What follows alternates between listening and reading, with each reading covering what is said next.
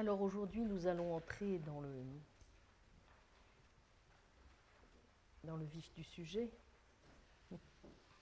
c'est-à-dire essayer de comprendre si vraiment nous pouvons attribuer une réalité aux propriétés dispositionnelles et donc défendre une forme de réalisme qui évite tous les inconvénients dont nous avons vu que les autres positions ne parvenaient pas à se débarrasser. Bien, alors donc, l'enjeu est de taille, je vais essayer de le relever. Je dirais que, et je pense que cela ne vous surprendra pas, puisque pas à pas nous avons essayé de construire le modèle, le puzzle, au fond, qu'il s'agit aujourd'hui d'essayer de compléter. Je pense que si nous voulons aller jusqu'au bout du programme, il faudra grosso modo faire tenir 4 principes ensemble. Premièrement, défendre une théorie causale des propriétés. Nous avions déjà invoqué un certain nombre d'arguments en ce sens, n'est-ce pas? Donc je pense que ce n'est pas une surprise. Deuxièmement, nous l'avons vu la dernière fois, essayer de voir comment on pouvait plutôt aller dans le sens d'une conception dispositionnaliste conditionnelle des lois.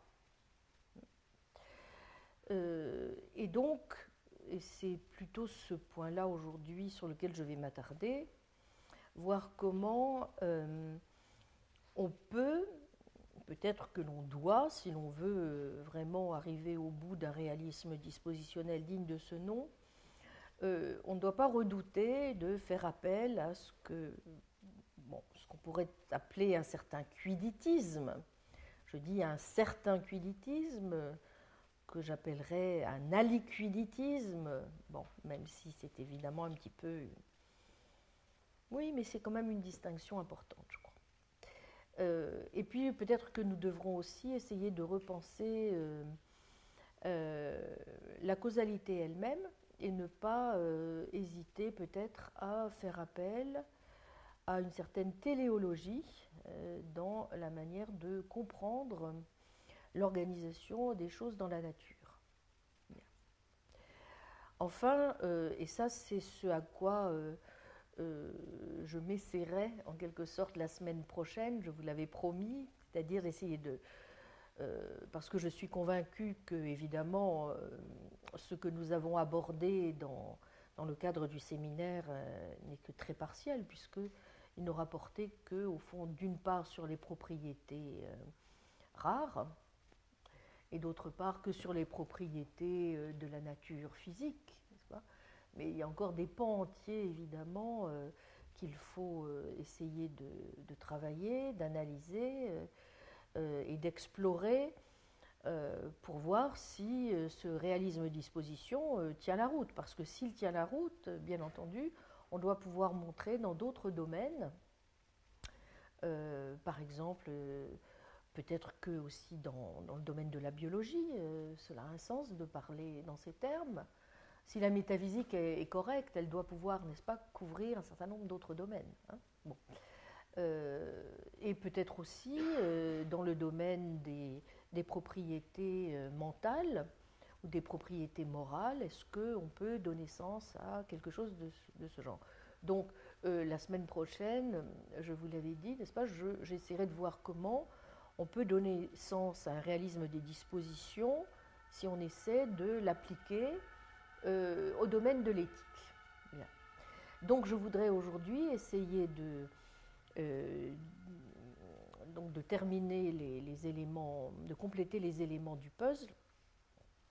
Et je crois que pour ce faire, évidemment, il faut, mais je crois que maintenant nous sommes aguerris, il nous faut évidemment éviter de succomber à pas mal de tentations.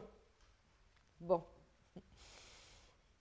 Alors, en tout cas, si nous voulons refuser, comme nous le devons, le pandispositionnalisme sous ses formes extrêmes, sans nous engager directement en faveur d'une position dualiste des propriétés, évidemment, nous aurions toujours une possibilité, nous l'avions vu, ce serait celle qui consisterait à dire, avec la sagesse de la neutralité,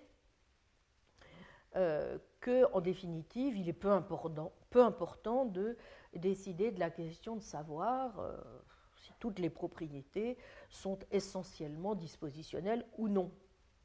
C'est à ce genre de position que semblent se rallier la plupart des auteurs favorables à une forme non réductionniste, pourrait-on dire, de dispositionnalisme, des auteurs comme Kissler, comme Mumford ou Mellor. L'idée est celle-ci, les propriétés n'ont pas en elles-mêmes à être ou bien dispositionnelles ou bien catégoriques. Celles qui existent, eh bien, elles peuvent simplement être. Bon. J'avais dit simplement que si on adoptait une position de ce genre, elle était évidemment commode, mais est-ce qu'elle était encore réaliste? Bien. Alors, une autre voie, un peu plus engagée, consistait, vous vous en souvenez, à déplacer l'ordre des priorités et à dire que la question fondamentale, au fond, ce n'est pas de savoir s'il y a des propriétés dispositionnelles et des propriétés catégoriques, mais de mesurer que dans le monde, il y a tout simplement des choses qui sont dotées de certaines propriétés qui, sous un certain angle, se présentent bien comme catégoriques et sous un autre angle, se présentent plutôt comme dispositionnelles. Donc, au fond, on ne parle même plus de deux aspects des choses, mais on insiste plutôt sur la manière dont, modalement, en quelque sorte, nous les concevons. Et donc, la caractéristique dispositionnelle serait dans cet esprit, au fond, responsable du caractère modal de la chose et sa caractéristique qualitative de son identité. Mais, vous voyez, à la différence d'une position neutre, moniste, il ne s'agirait pas de propriété de second ordre, on chercherait plutôt à montrer comment le dispositionnel et le qualitatif finissent par construire ce que Charles Martin a appelé une identité surprenante. Ce pourquoi il rejette même le terme de deux caractéristiques, qui, selon lui, ne dépeint pas bien l'identité qu'il convient de souligner. Aussi surprenante cette identité soit-elle. Alors, c'est en effet la position très fortement inspirée de John Locke qui semble de plus en plus recevoir les faveurs des métaphysiciens, tentés par une métaphysique certes causale des propriétés, quoi ils ont tout à fait raison, mais qui reste évidemment rebutés, quoi ils ont aussi raison, par aussi bien le pandispositionnalisme que par un essentialisme qui serait trop dur à avaler. Bon. Donc, vous voyez que concevoir les propriétés comme des qualités et des pouvoirs, John Hale parle de powerful qualities, a en effet l'avantage de réunir ce que les propriétés peuvent avoir de qualitatif et de causal. Donc les propriétés sont des qualités qui, en tant que telles, sont des pouvoirs de produire certains effets.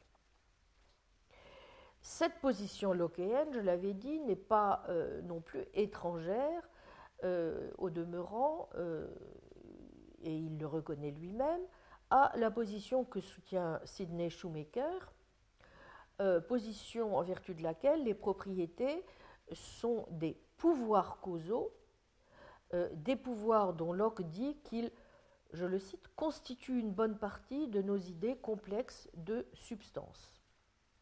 Et c'est livre 2, chapitre 23, section 8. En particulier, parce que elle oblige, ainsi que le note aussi Hale, à mesurer les conséquences de ce que nous disons lorsque nous nous contentons d'affirmer que toutes les propriétés sont dispositionnelles. Formulée ainsi, remarque Shoemaker, une telle proposition est de fait erronée, car il ne fait aucun doute que, je cite, nous faisons une distinction entre les propriétés dispositionnelles et les propriétés non dispositionnelles et que nous pouvons mentionner des paradigmes des deux sortes.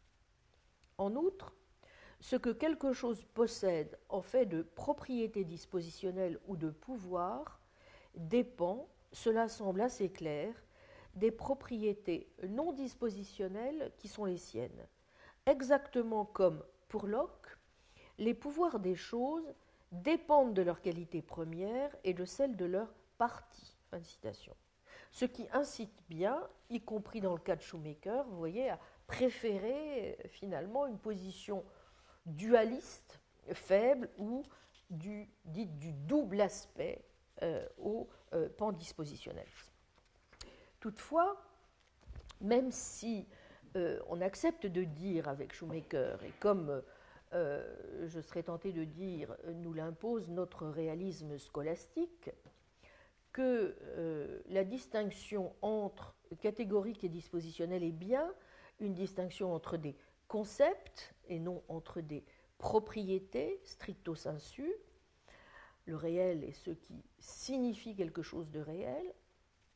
On aimerait bien quand même en savoir un peu plus, me semble-t-il, sur le fameux fondamentum qui est censé assurer le liant de ces powerful qualities.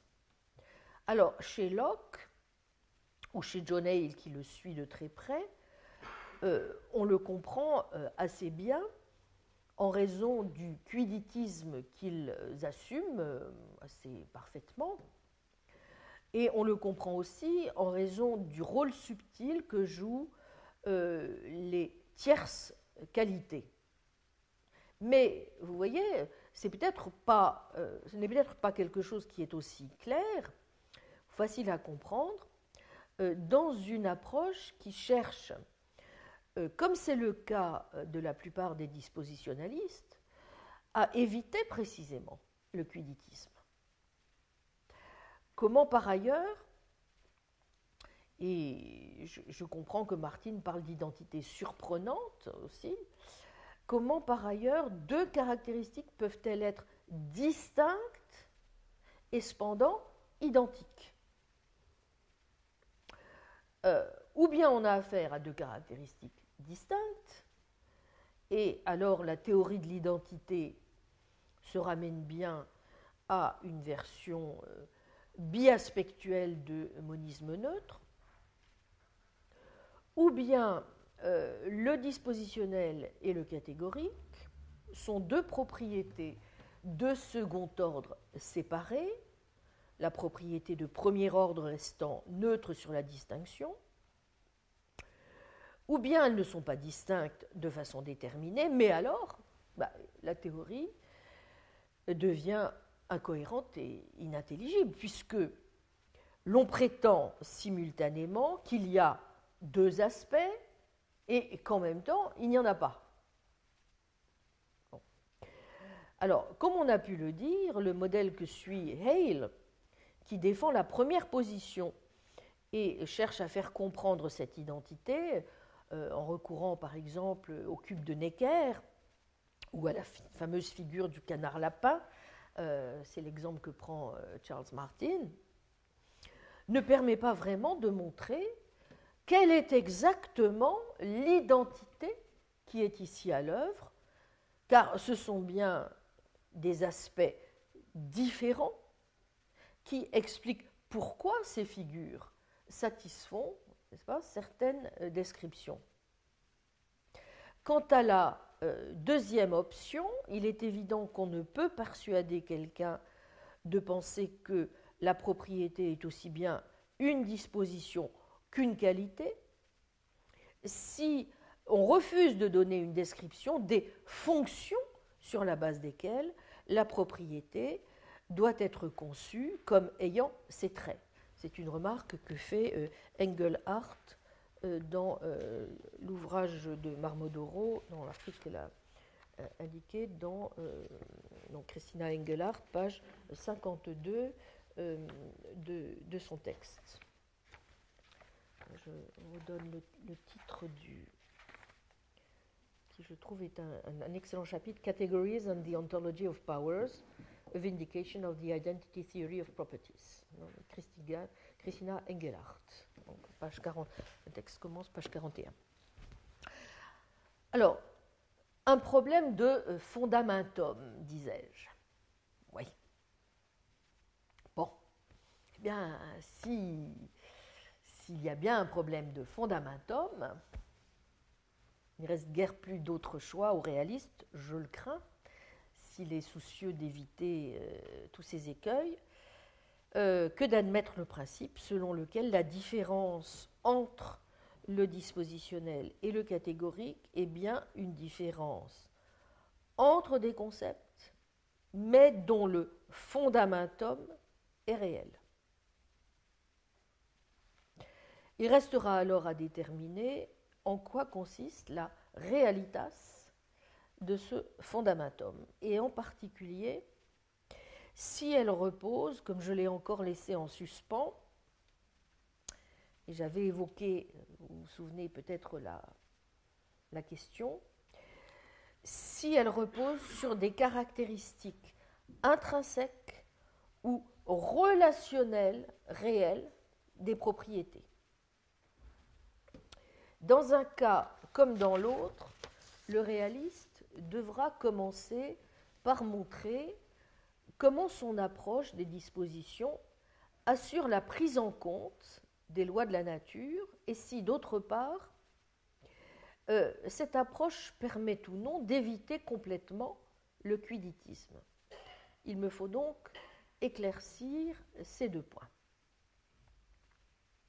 Alors, si vous voulez bien m'accorder que nous avons un petit peu mieux éclairé désormais la manière dont le réalisme dispositionnaliste rend intelligible la nature des liens causaux et nomologiques qu'entretiennent les choses et les propriétés avec le monde, il reste encore évidemment à mieux comprendre en quoi cette réalité des propriétés elle-même consiste, et si en particulier, donc, nous pouvons rendre vraiment compte de leur nature ou de leur identité en renonçant à toute forme d'essentialisme. Alors, à bien des égards, assurément, un certain dispositionnalisme relationnel semble plus proche que l'essentialisme du genre de réalisme dispositionnel que je souhaiterais défendre. Je dois dire que j'ai eu moi-même tendance à m'acheminer pendant un certain temps vers une position de ce genre, mais si je ne la rejette pas tout à fait, elle me semble pas aujourd'hui en mesure de contrer l'idéalisme qui la menace en permanence,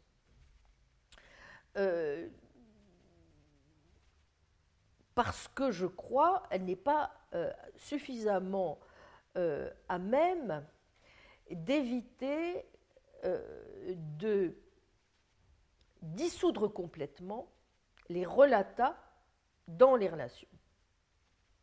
Or, si nous voulons, pour contrer l'idéalisme, ne pas dissoudre complètement les relata dans les relations, bien il nous faut procéder, me semble-t-il, à une identification très fine, et j'en ai parlé un petit peu déjà tout à l'heure dans le cours du reste, une identification très fine des différents ordres catégoriels, ou niveaux, ou strates, comme vous voulez, de la réalité.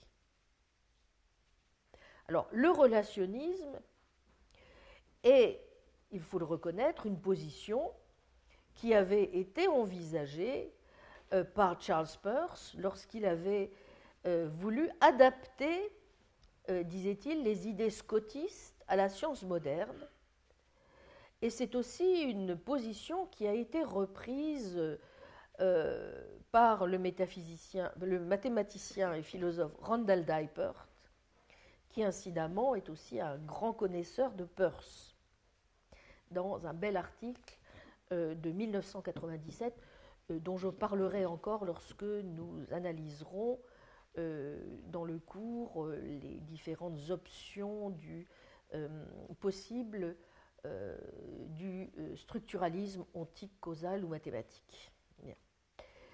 Alors, je crois qu'il n'est pas sans intérêt de rappeler d'ailleurs que ce relationnisme était celui que défendait déjà en 1885 un auteur comme Abbott dans son livre Scientific Theism. Abbott écrivait ceci: les universaux ou genres et espèces sont des relations objectives de ressemblance parmi des choses objectivement existantes. Fin de citation.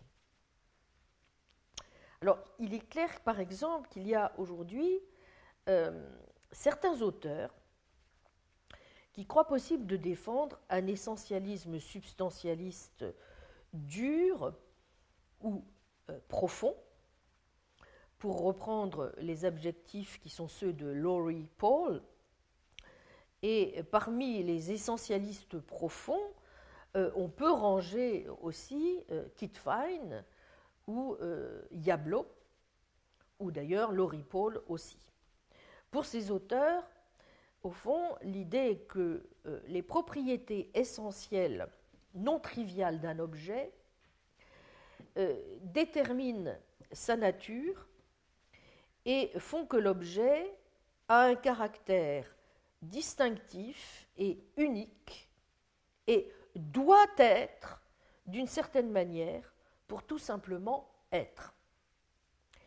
Les superficiels, en revanche, ne tiennent pas les propriétés essentielles pour absolues et refusent de les considérer indépendamment des contextes de description ou d'évaluation, substituant ainsi des vérités dépendantes du contexte aux vérités essentialistes profondes, indépendantes du contexte, écrit ainsi Laurie Paul.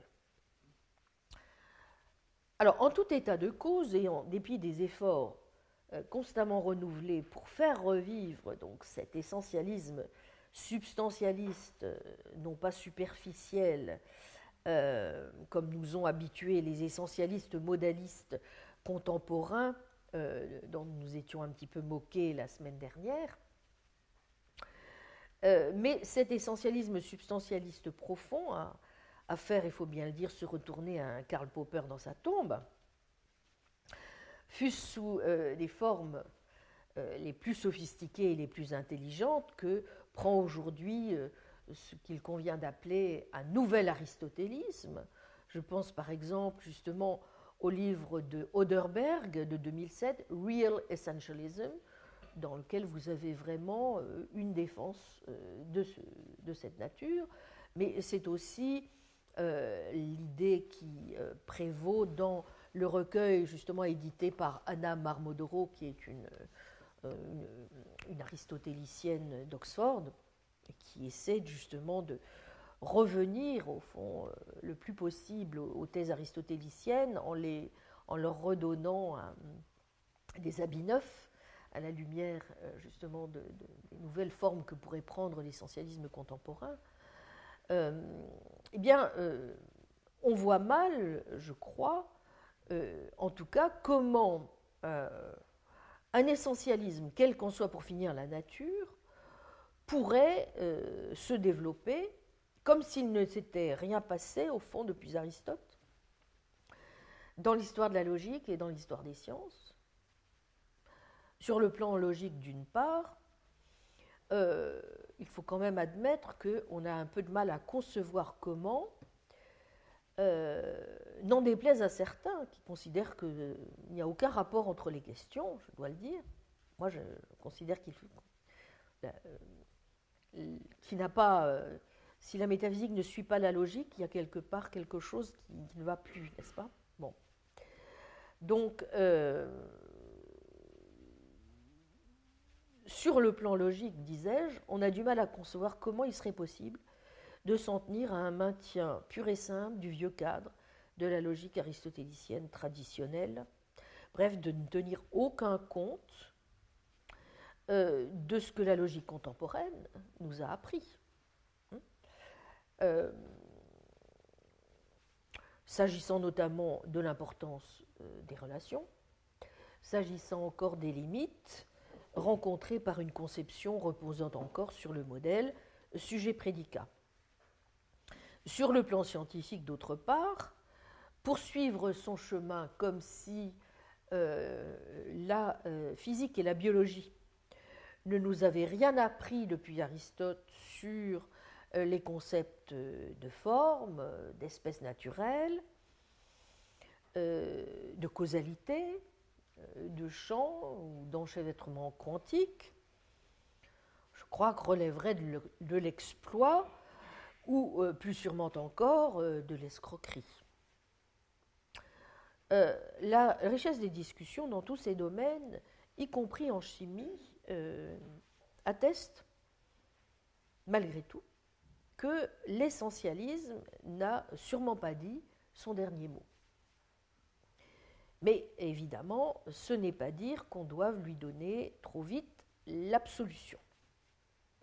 Pour ceux d'entre vous que cela intéresse, je recommande nettement, par exemple, les ouvrages de Hendry et de Laporte, où vous y trouverez notamment des discussions tout à fait passionnantes sur la question de savoir si les espèces chimiques constituent d'aussi bons arguments qu'on le suppose en faveur du microstructuralisme. Je crois qu'il y a beaucoup à attendre dans les années qui viennent de toutes les recherches qui s'effectuent dans le domaine de la philosophie de la chimie. Et je ne saurais trop vous recommander d'être attentif donc aux publications qui se feront, se font déjà et se feront dans les années à venir sur ces questions. Alors il me semble que le premier mérite de position, évidemment, comme celle que soutiennent certains auteurs en faveur d'une forme ou une autre de structuralisme ontologique, j'en parlerai, je consacrerai une séance du cours à cette question, n'est-ce pas, est sûrement d'attirer l'attention sur les risques qu'il y aurait à abonder trop vite, en tout cas en direction d'un essentialisme un peu dévergondé. Hein. Bien. Le réalisme structurel, par exemple, de Voral, était d'abord mu par des considérations épistémiques. Et dès le réaliste scientifique, dans sa défense de l'argument du non miraculeux, the no miracle argument, et dans sa réponse, qui maintenant ne vous est plus étrangère, puisque nous venons d'en parler dans le cours, à l'argument de l'induction pessimiste, en montrant que ce qui reste préservé, en dépit des changements de théorie, c'est la structure, même si la nature elle-même est quelque chose dont la connaissance reste, au fond, hors de notre portée.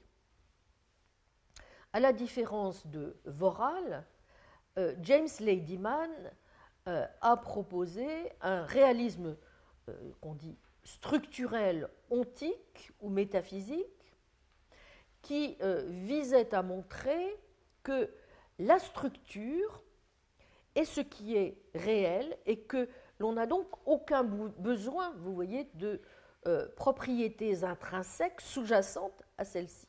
C'est aussi une position que vous trouvez défendue par French.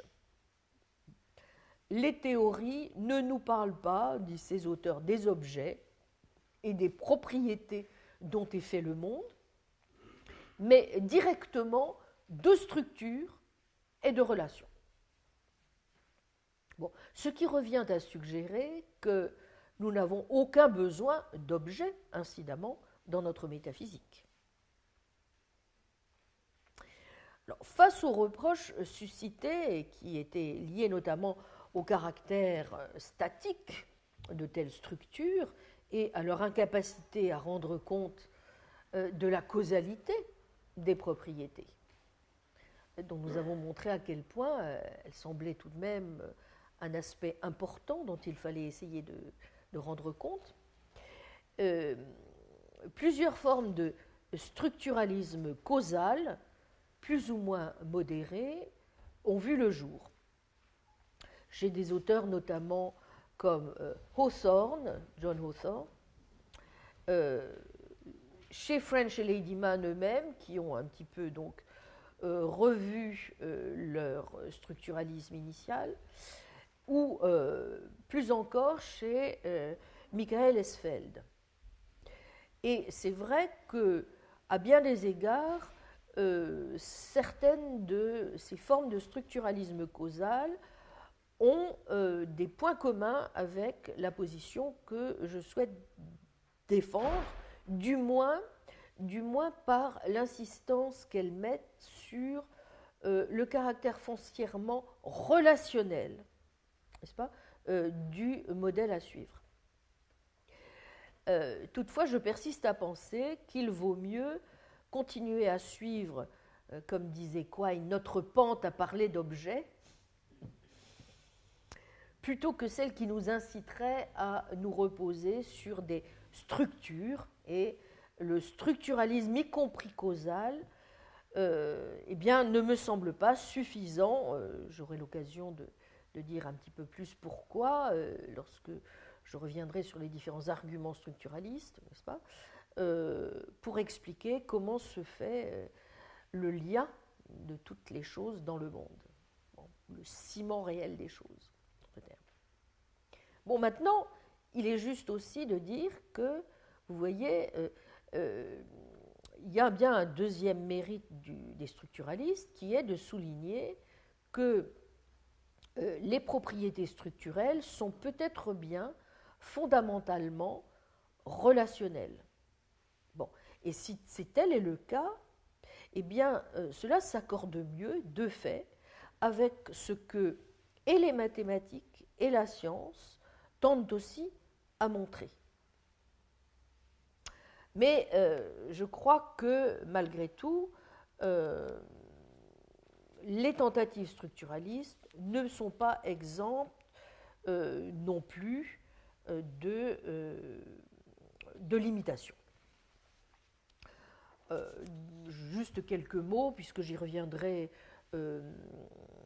plus en détail. En tout cas, je pense que vous pouvez déjà lire certaines des critiques que John Hawthorne a résumées sur le structuralisme causal, ou encore celle que fait le philosophe Sian Dor, D-O-2-R, de ce qu'il appelle le mathématisme abstrait de Maudlin ou Ladyman, qui finit, selon Dor, par sombrer dans l'absurdité à force de refuser droit de cité à toutes nos intuitions ordinaires, n'est-ce pas, qui, comme celle qui nous fait continuer, certes en plein air quantique, bon, mais à parler d'objets. Bon, parce qu'après tout, est-ce qu'il est si dramatique et si peu fondé par ailleurs de continuer à parler d'objets? Cela a-t-il même un sens de procéder autrement? Je reviendrai sur ce point. Vous trouverez aussi chez Stathis Psillos, notamment donc dans son dernier livre Knowing the Structure of Nature,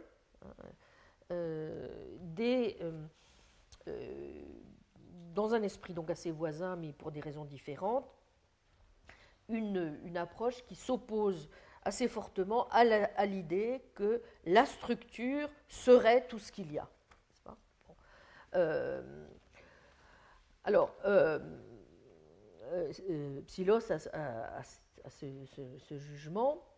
En se faisant modal, dit-il, page 146 dans le livre, le structuralisme ontique promet de supprimer le fossé entre les structures abstraites en théorème et les structures concrètes in re. Mais les caractéristiques modales du monde ne sont pas purement structurelles. Et la causalité ne peut davantage ressembler à quelque chose comme le ciment de l'univers si la structure est tout ce qu'il y a. Pire, nous ne pouvons donner le moindre sens à la causalité si la structure est tout ce qu'il a, tout ce qu'il y a. Fin de citation. Bon, donc vous voyez, ceci vous donne déjà peut-être certains indices pour lesquels ce n'est pas vers ce genre de dispositionnalisme structuraliste, en dépit de ses mérites, que je voudrais m'engager, parce que justement, il me semble que c'est une position qui n'est pas vraiment de taille à faire tenir les choses ensemble. Je pense que les structuralistes ont raison de mettre l'accent plus que sur des essences, sans doute sur le caractère ontologiquement fondamental des propriétés relationnelles,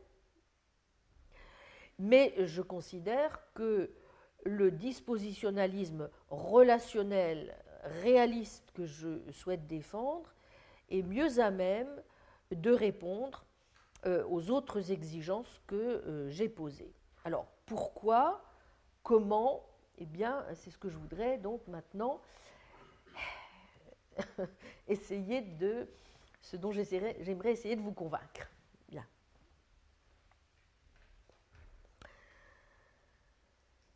Alors, évidemment,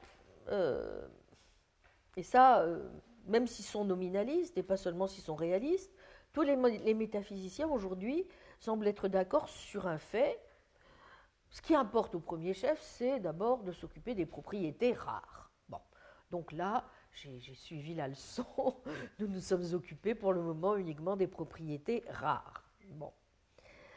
Même si, comme j'ai eu l'occasion de le faire remarquer, il n'est pas sûr que la ligne de partage importante soit vraiment celle qui passe entre les propriétés rares d'une part et les propriétés abondantes de l'autre, mais peut-être plutôt celle qui doit se dessiner entre les propriétés réelles et les propriétés qui ne sont en vérité que fictionnelles.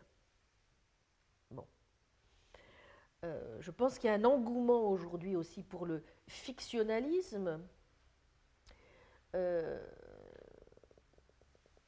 auquel il faut peut-être aussi résister parce qu'il nous empêche peut-être un petit peu de perdre pied sur la question de savoir justement si ces entités auxquelles le fictionnalisme nous permet d'avoir accès, à un moment donné, peuvent devenir autre chose que des modèles, des fictions, et véritablement nous indiquer ou parler en faveur de propriétés bel et bien réelles.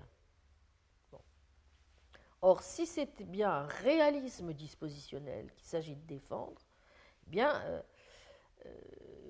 il faut, je crois aussi, tenir compte, c'est pourquoi je le ferai un petit peu la semaine prochaine, des propriétés abondantes. Après tout, il se pourrait qu'il y ait un sens, comme du reste l'avait fort bien observé Gilbert Ryle, à examiner, outre les dispositions naturelles ou physiques, toutes les dispositions.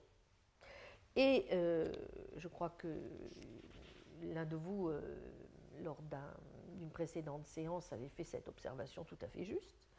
Et par voie de conséquence, il convient de défendre un réalisme dispositionnel qui puisse s'appliquer aussi aux propriétés morales, esthétiques. Pourquoi? Peut-être un mot déjà là-dessus, bien parce que la question n'est peut-être pas ici de savoir comment nous pouvons, c'est un petit peu un argument que donne Peter Unger dans son dernier gros livre, All the Powers in the World, de 2006, comment ajouter de la couleur au monde, ni même de déterminer si la réalité dans son ensemble n'est faite que de dispositions, ou simplement et de dispositions et de qualité, comme le revendiquent donc John Hale ou Michael Esfeld. Il s'agit plutôt de la question fondamentale de savoir, bien, très platement, si nous avons ou non besoin de bien plus que de deux sortes de propriétés fondamentales pour rendre compte de l'ameublement ontologique de notre monde, comme de la nature de toute chose. Alors je crois que c'est ce qui explique certainement l'engouement, évidemment, que a suscité la position fortement inspirée de Locke, de ceux qui parlent justement en faveur d'une forme d'essentialisme un petit peu plus conséquent. Est-ce que, justement, nous avons besoin ou pas de plus de deux choses pour rendre compte de cet ameublement? Eh bien, je crois que, de ce point de vue, les essentialistes n'ont pas complètement tort de rappeler quelque chose qui avait la faveur de certains scolastiques, à savoir que même si certains pouvoirs causaux d'une propriété, voire tous, lui sont essentiels, il y a quelque chose de plus à la nature d'une propriété que les pouvoirs causaux qu'elle confère, et ce quelque chose pouvant fort bien précisément être l'essence. À savoir, je la définis telle que je l'entends, quelque chose qui peut être neutre, mais aussi irréductible à l'une quelconque de ces autres déterminations. Et j'aimerais ici que nous nous souvenions d'Avicenne. Crucial est en effet pour Avicenne non pas tant le fait que l'on puisse considérer l'essence comme telle, c'est-à-dire sous deux chefs, dans les choses et dans l'intellect, que le fait qu'on puisse la considérer comme telle, dans sa pure essentialité, et donc ni universelle, ni singulière. L'essence que Duns Scott, suivant Avicenne, va nommer la nature commune, se caractérise précisément par une telle neutralité ou indifférence à toutes ces déterminations possibles. Et c'est ce qui permet en particulier, pense Duns Scott, de la considérer à part comme un objet distinct de pensée. Ipsa equinitas non est aliquid, nisi equinitas tantum. Il est intéressant de voir, comme l'a montré un des meilleurs spécialistes de Duns Scott, mon ancien collègue Giorgio Pini, de voir comment cette insistance se retrouve dans la manière différente dont Duns Scott et saint Thomas approchent respectivement le concept de spéciès. Pour saint Thomas, comment les choses se passent-elles? Eh bien, je forme d'abord le concept de cheval. Ce concept est juste l'essence du cheval telle qu'elle est comprise. Puis mon intellect réfléchit au concept de cheval et le compare à des chevaux extramentaux en notant que le concept s'applique aussi bien à tous.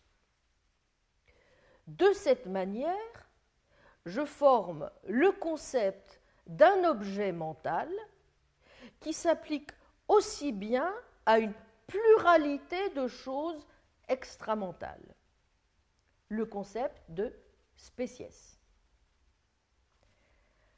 Tout en s'inspirant de saint Thomas, Duns Scott prend les choses différemment.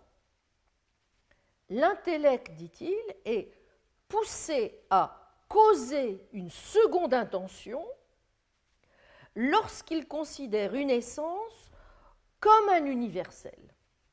Et être universel n'est que le mode sous lequel notre intellect comprend son objet, non une propriété de l'objet lui-même.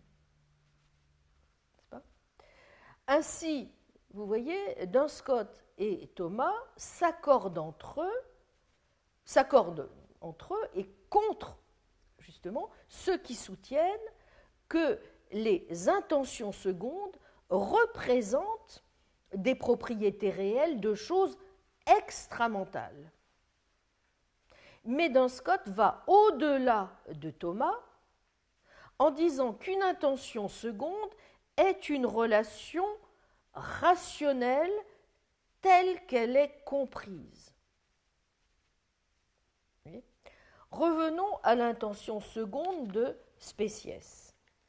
Pour Duns Scott, l'intellect, par un acte de comparaison, établit une relation rationnelle entre la nature du cheval telle qu'elle est comprise et les chevaux particuliers tels qu'ils sont compris. Et non, comme le posait l'Aquinate, entre la nature du cheval telle qu'elle est comprise et les chevaux particuliers extramentaux. Vous y êtes? Donc, c'est une relation rationnelle parce qu'elle vaut entre des entités purement mentales. Ce que Duns Scott appelle des realitates telles qu'elles sont comprises, mais qui restent bien, vous le voyez, des realitates, nonobstant. Bon. Et c'est cela qui permet alors à l'intellect de réfléchir sur cette relation, c'est-à-dire d'en faire un objet de pensée ou un fondamentum susceptible de devenir à son tour même l'objet de la pensée. C'est cette relation réelle, bien que mentale, puisque c'est une relation telle qu'elle est comprise, n'est-ce pas, qui est l'intention seconde Spéciès. Vous comprenez pourquoi, pour Duns Scott, une relation n'est pas, du fait même d'être mentale, une simple relation accidentelle qui surviendrait sur ces termes contra Aristote.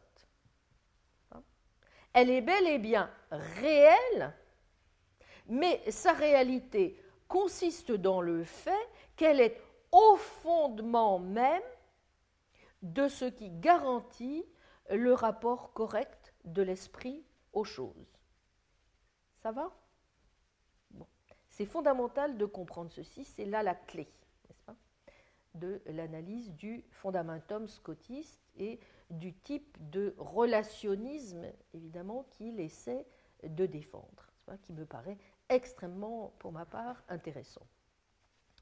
Bon, alors, tout en la modifiant, Jean Duns Scott, reprenant ici encore de très près la leçon avicénienne, effectue, comme on sait, une tripartition entre trois ordres catégoriels irréductibles.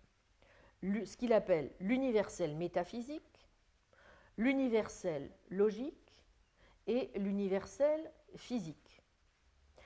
L'universel métaphysique, c'est, je pense que maintenant vous voyez mieux, c'est justement la nature commune ou l'essence existant dans une pluralité d'individus de même espèce,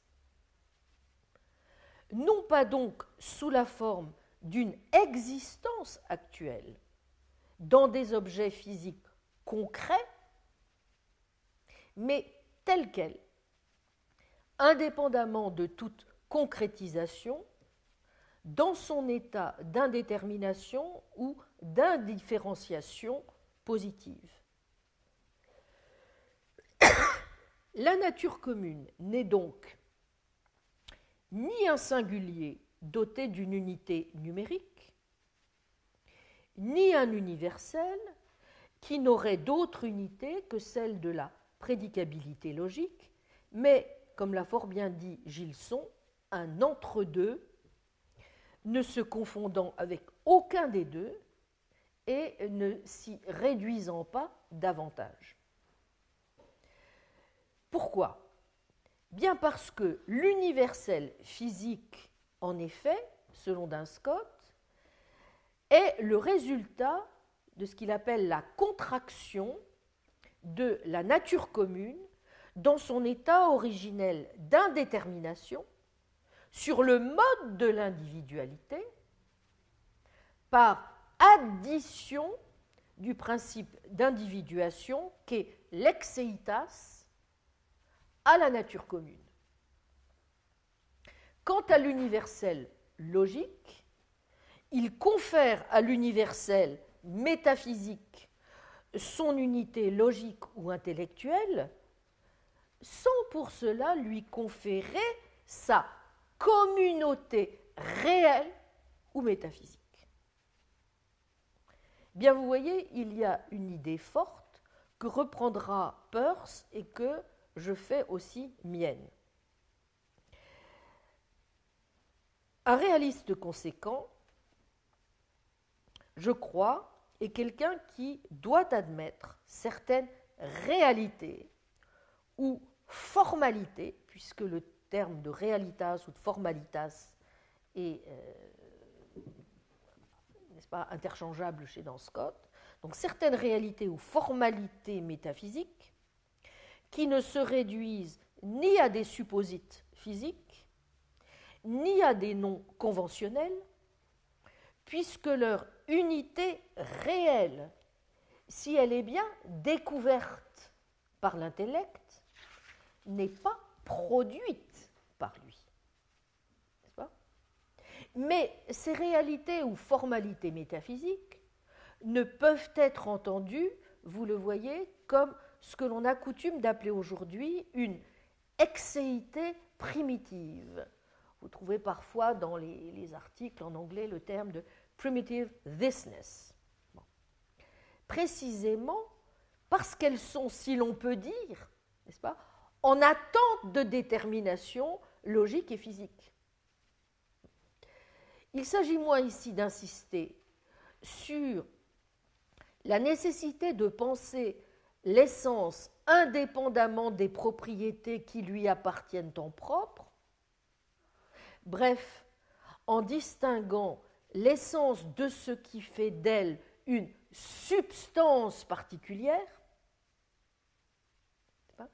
que de montrer que ce qui est ce que j'appellerais donc une aliquidité plutôt qu'une quidité ou un substrat sans substance, pour reprendre le terme que propose Ardad Henkel, eh bien, que cette aliquidité est nécessaire pour fonder ensuite, sur le plan logique, la généralité logique, et sur le plan physique, la quidité des choses.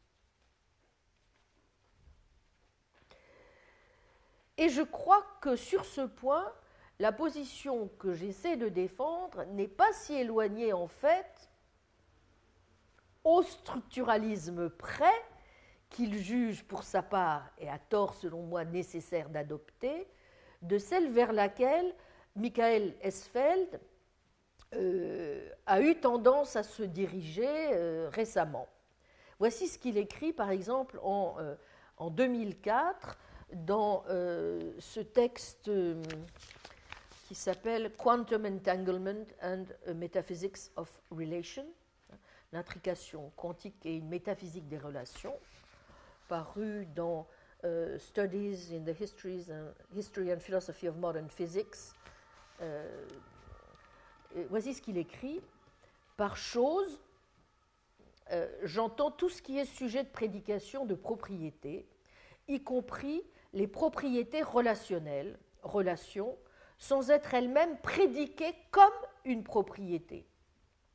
Je ne distingue pas les relations des propriétés relationnelles. Les relations sont des propriétés aussi, bien que monadiques, en ceci qu'elles sont prédiquées des choses. En outre, quelque chose peut être une chose sans être une chose individuelle. Pour que quelque chose soit un individu, il faut que d'autres conditions soient remplies. A.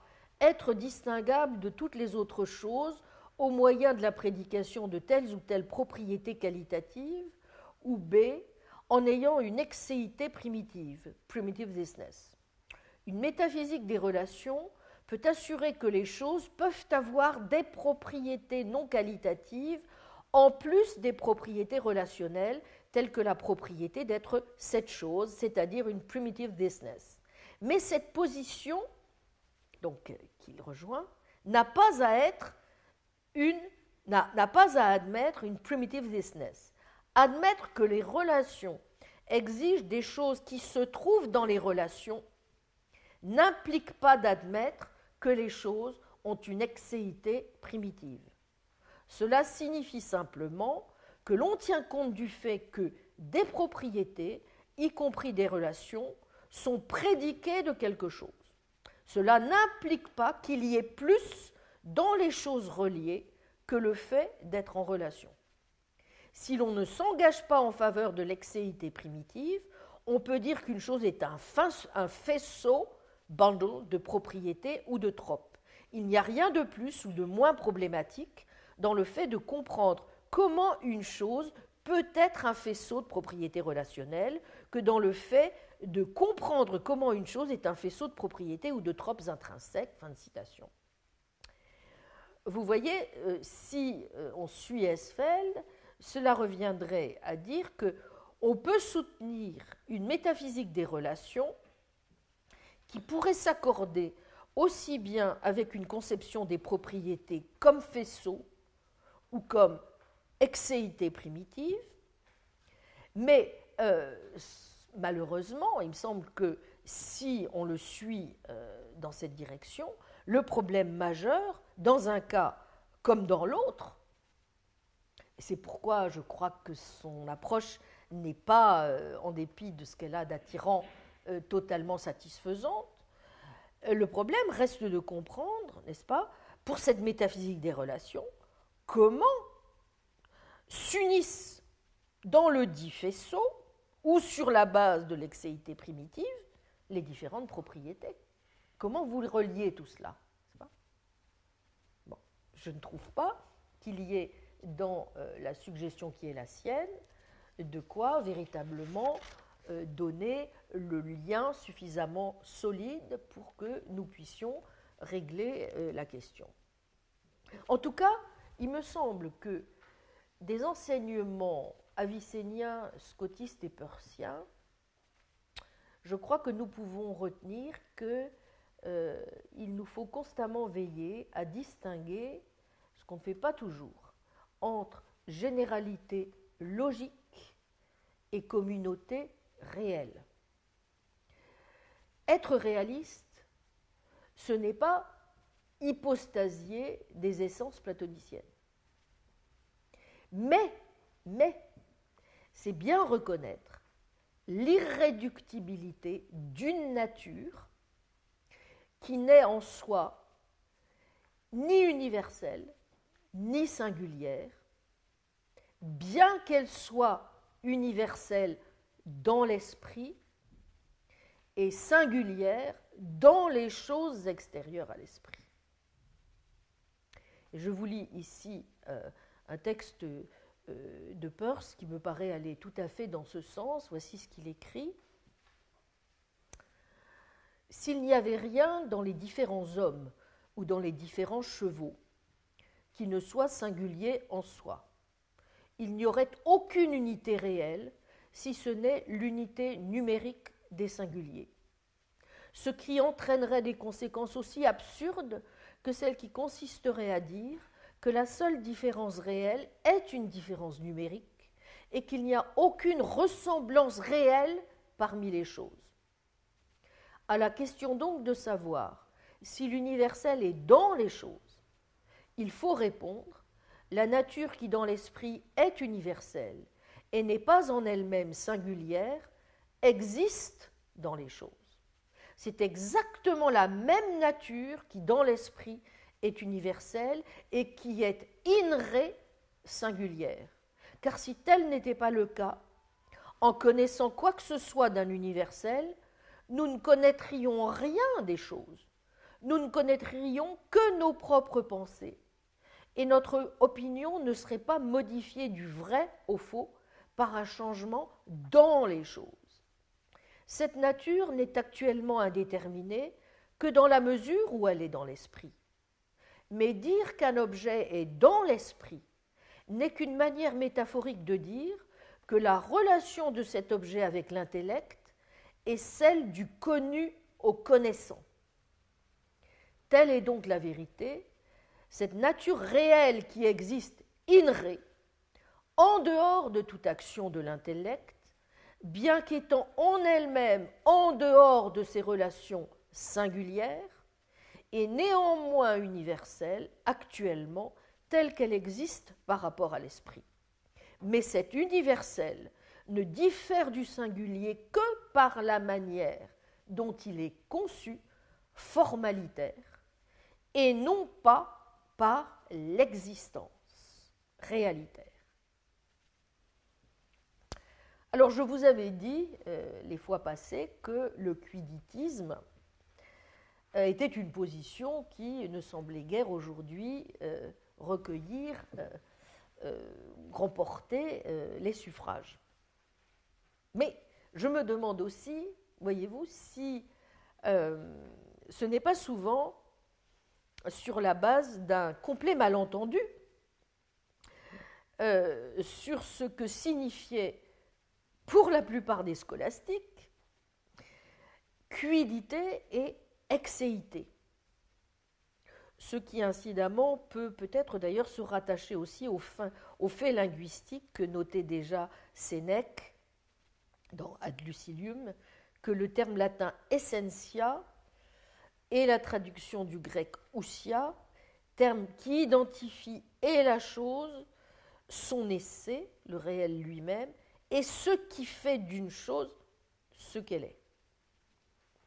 Contrairement à l'idée que nous avons à présent de l'exéitisme,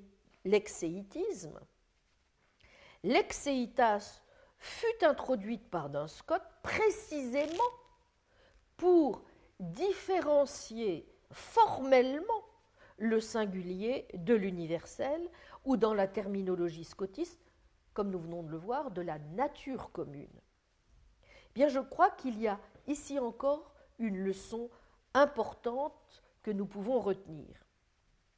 Au fond, pour avoir les idées claires sur les différentes catégories qui peuplent notre monde, eh bien, il nous faut en permanence veiller à établir un bon alphabet de lettres. Et je crois que si effectivement on s'efforce de construire un bon alphabet, eh bien, il y a des chances que l'on n'y trouve plus que deux sortes de propriétés essentielles. De même, je répète qu'il nous faut veiller à ne pas confondre les ordres logiques, physiques et métaphysiques dans nos recherches. S'agissant du premier point, je crois qu'il importe de se souvenir que même si les essences matérielles sont dispositionnelles, il ne s'ensuit pas que toutes les propriétés dispositionnelles soient essentielles. Le fait, par exemple, que X est dur n'a pas à être essentiel à X, même si la dureté est une propriété qui détermine causalement X à se comporter de manière prédictible. Plus spécifiquement, il peut fort bien se produire que nous puissions identifier la nature réelle d'une chose, la signification essentielle du concept de cette chose, avec l'ensemble complet des habitudes qui régissent son comportement, ne distinguant plus ainsi entre l'essence et les accidents de la chose.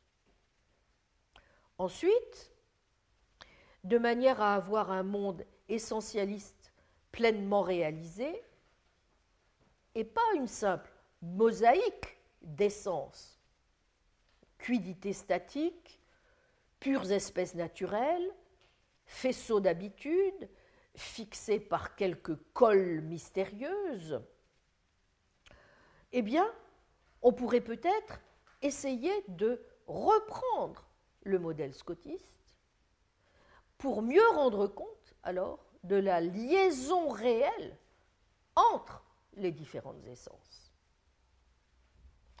Dans Scott identifiait, c'est intéressant de le noter, la nature d'une chose, son essence ou sa quiddité, comme la source réelle de l'intelligibilité de cette chose. Elle spécifie pour tout objet donné le genre de chose qu'elle est. J'avais évoqué la semaine dernière, vous vous souvenez, combien ceci était très important pour parvenir, contrairement à l'interprétation modaliste de l'essentialisme, à une définition correcte, à un modèle correct de l'essence. Peirce, de son côté, soutenait, je le cite, que le sens même d'un mot ou d'un objet signifiant devrait être l'essence même de la réalité de ce qu'il signifie. En outre, disait-il, ce que signifie une chose, eh bien, c'est simplement les habitudes qu'elle implique. Et il définissait la nature essentielle d'un objet ou d'un organisme donné comme l'ensemble des habitudes ou dispositions qui régissent son comportement.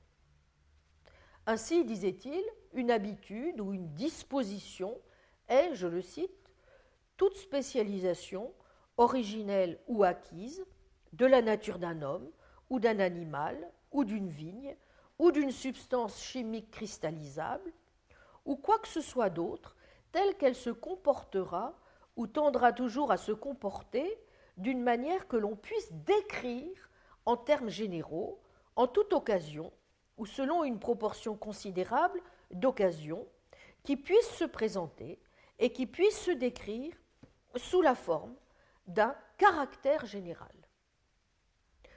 Et les substances, par là même, il les comprend, vous le voyez, comme des faisceaux d'habitudes, bundles of habits, bundles of dispositions. Alors, si pour finir, toutes les propriétés se définissent essentiellement comme dispositionnelles, à savoir comme entièrement réductibles à des sommes de pouvoirs causaux, ce que nous avons donc accordé, comment de tels pouvoirs sont-ils à leur tour censés être liés ensemble? Comment, une fois encore, sont-ils réellement causaux? Si je ne suis pas en mesure de répondre à ce point, je ne serai pas plus avancé que Michael Herzfeld et je n'aurai aucune raison de lui faire l'objection que je viens de lui faire. Alors, est-ce qu'on peut faire mieux? Il semble qu'on peut s'y essayer, mais pour cela, il faut que nous fassions appel, me semble-t-il, à deux choses. D'abord, il faut que nous fassions appel à quelque chose de plus, justement, que des espèces naturelles. Et deuxièmement, il faut aussi que nous revoyions un petit peu notre modèle de la causalité. Je prends le premier point tout d'abord. Supposons en effet que nous n'ayons que des espèces naturelles et non pas des essences.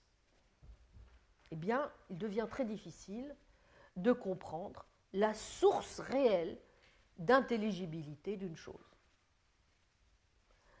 Supposons au contraire que le but de la quiddité soit bel et bien de spécifier pour tout objet l'essence même de la réalité qu'il signifie.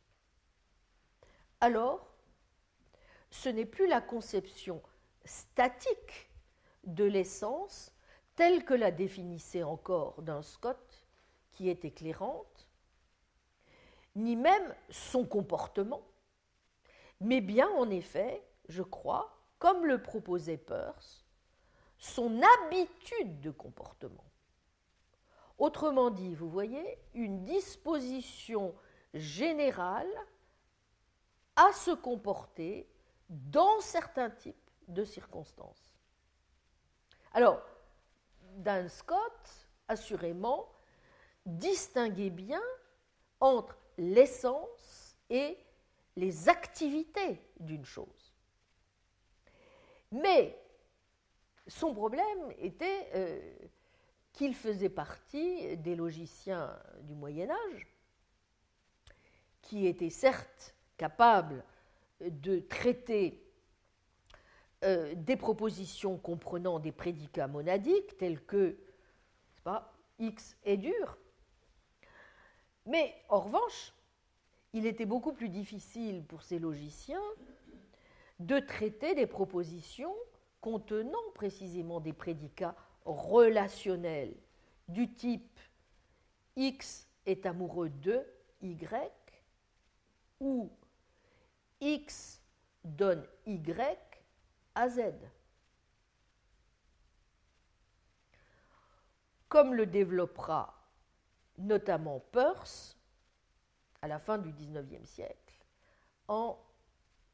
justement, pour remédier au problème de la logique classique, n'est-ce pas, pour introduire les relations en logique. Les scolastiques pouvaient certes parler de classes, de collections à partir de leur logique, vous comprenez, n'est-ce pas? Et ils pouvaient se référer donc de façon assez naturelle à la relation de ressemblance qui, vous vous en souvenez peut-être, est évidemment au cœur d'une des solutions nominalistes comme celle d'Occam au problème des universaux.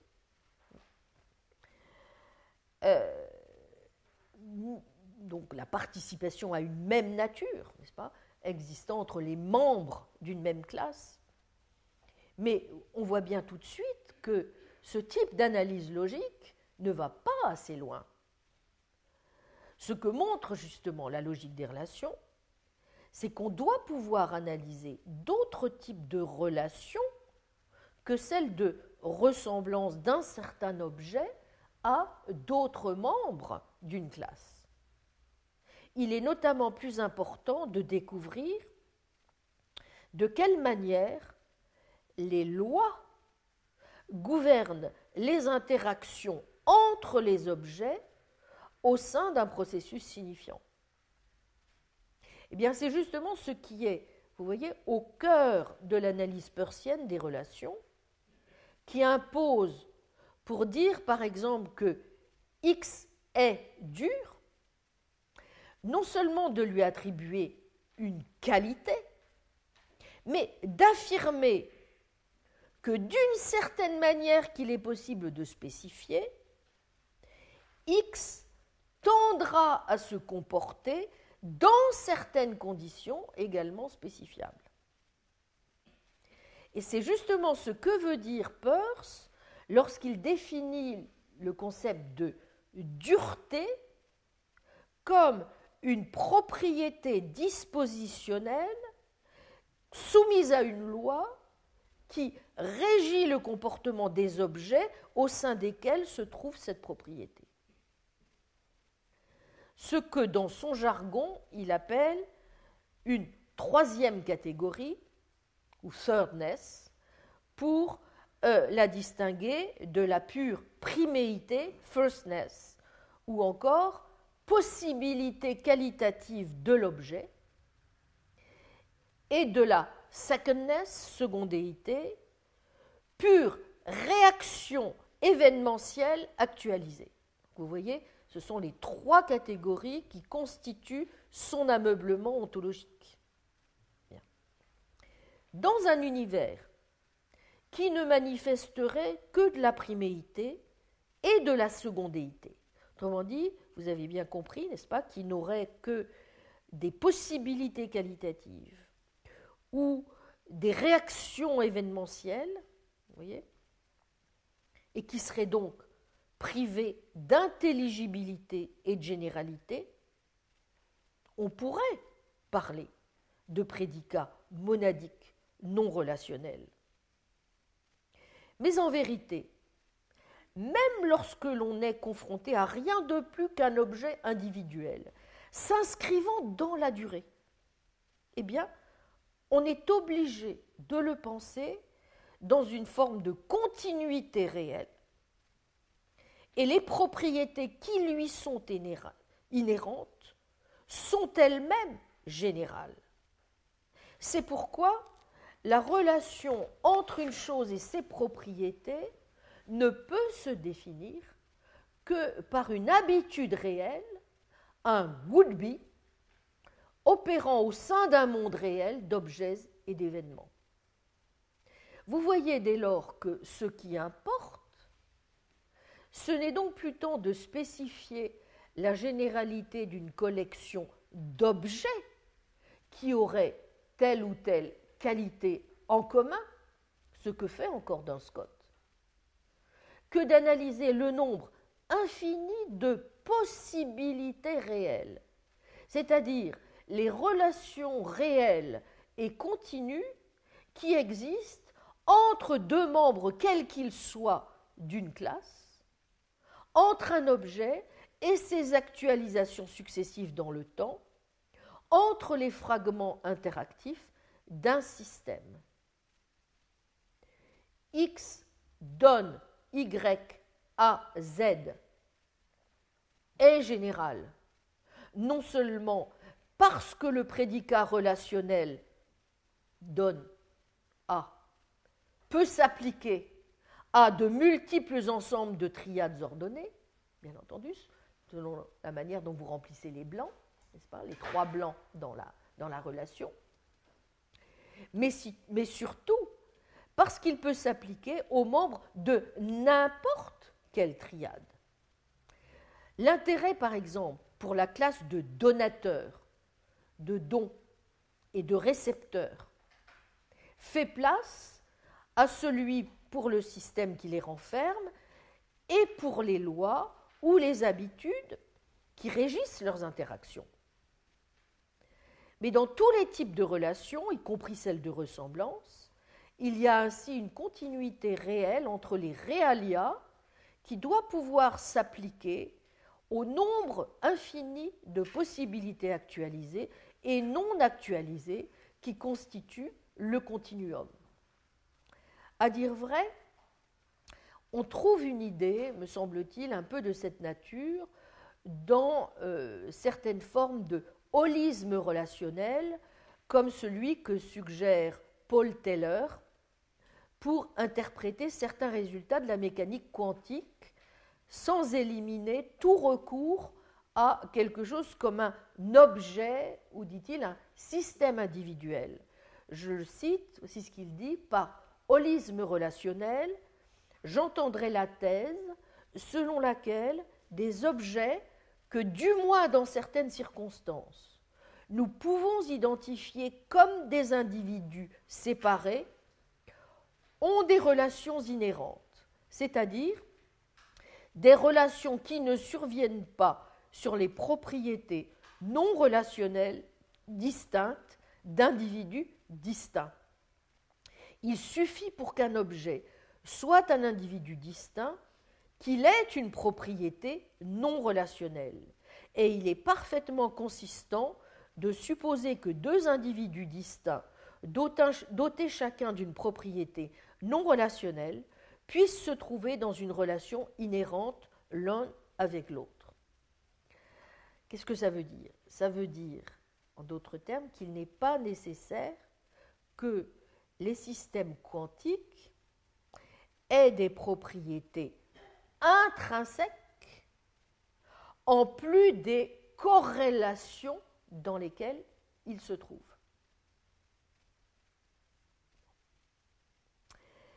Donc, si Peirce, comme je le crois, a raison, et comme semble aussi le penser de plus en plus de philosophes contemporains, c'est le cas de Randall Dipert, c'est le cas d'Alexander Bird, eh bien cela voudrait dire que non seulement il y a des relations réelles, mais que ces relations comprennent les natures réelles des choses, et que les habitudes dispositions rendent compte de l'intelligibilité essentielle de l'objet parce qu'elles sont des lois qui gouvernent les objets en reliant certains types de comportements à certains types de circonstances.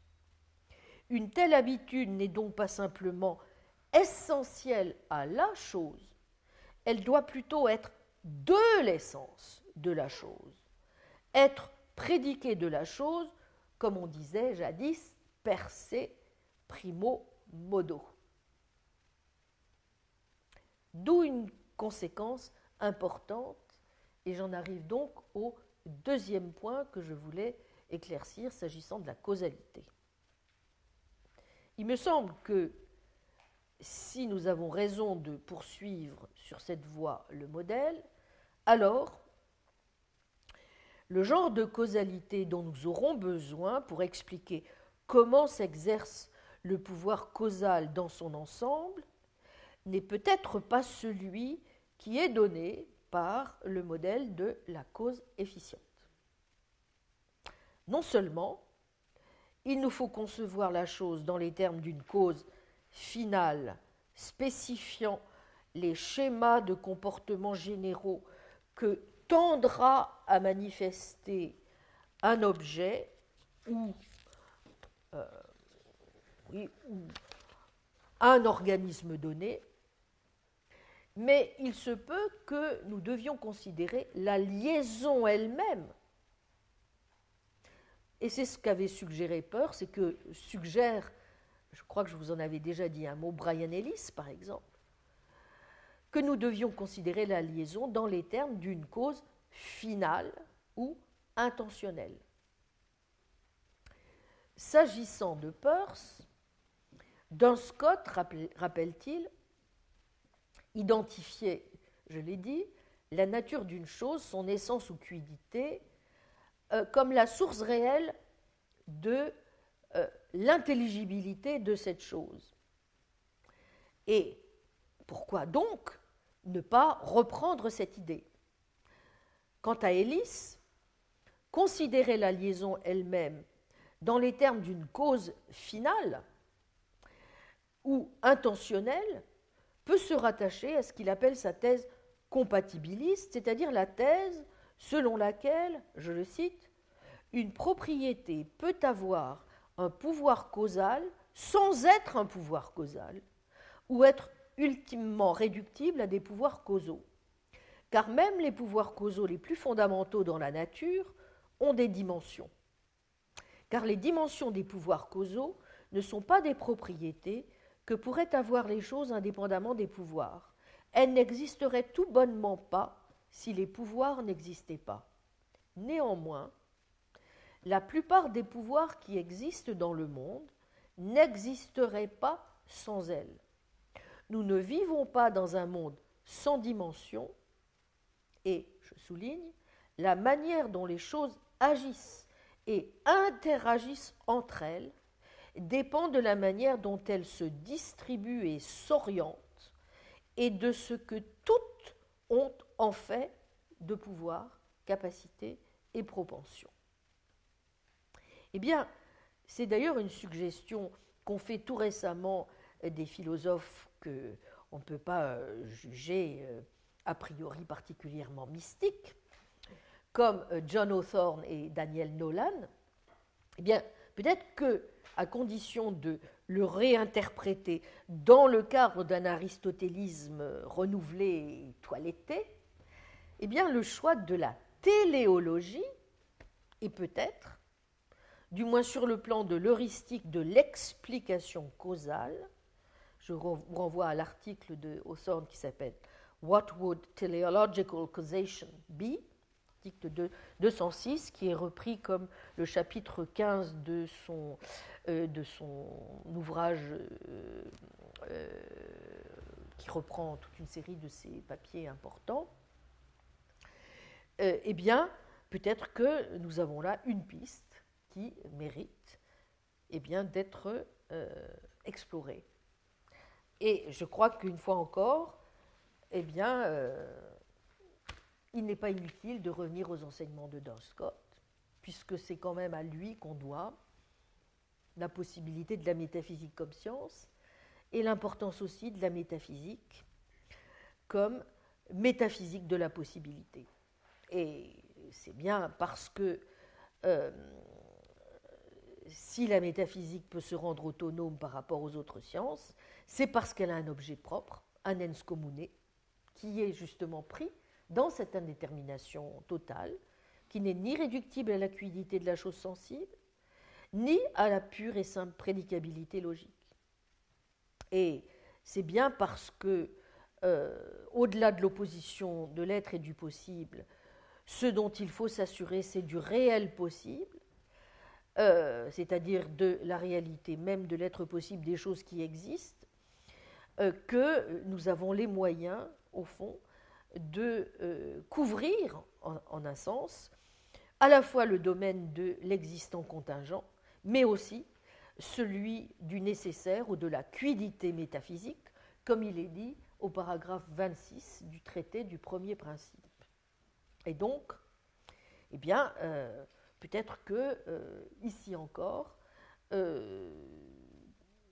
c'est une voie, à mon avis, que cela vaut la peine de continuer à suivre, bien entendu, en l'améliorant, en la toilettant, au contact de ce que, aussi bien l'histoire de la logique que l'histoire des sciences, que l'histoire de la pensée tout court, nous oblige à faire, comme à modifier. Alors je crois que si la position que j'ai essayé de défendre est juste,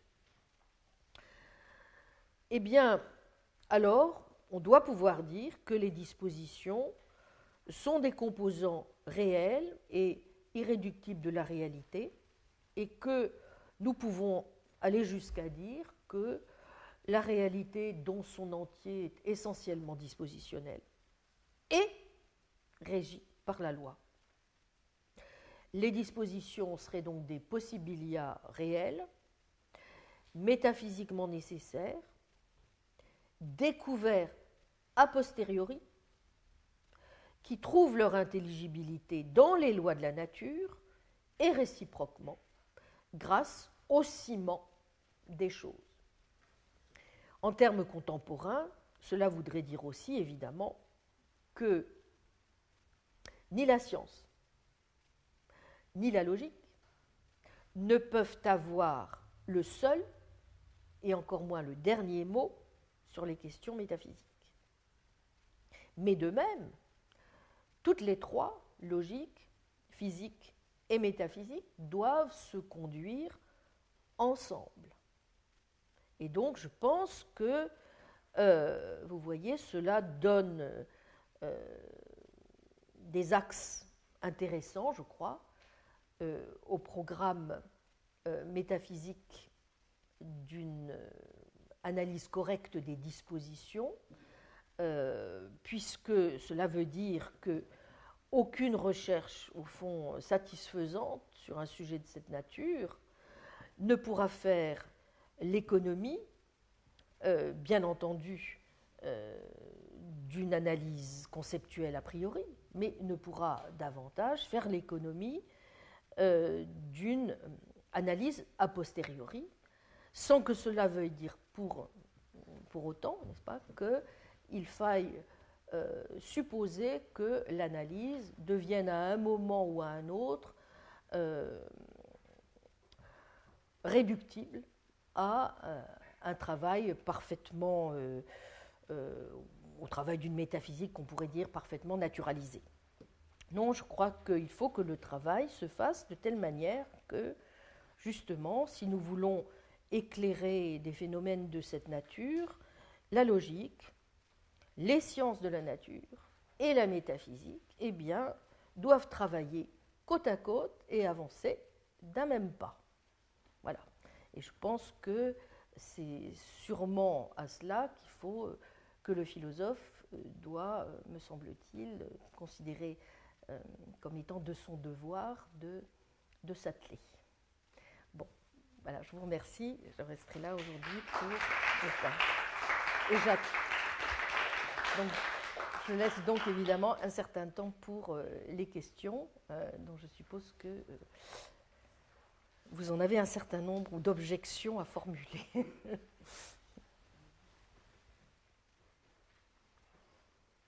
Oui. Oh, c'est dommage, Evelyne, j'aurais aimé que tu m'en trouves.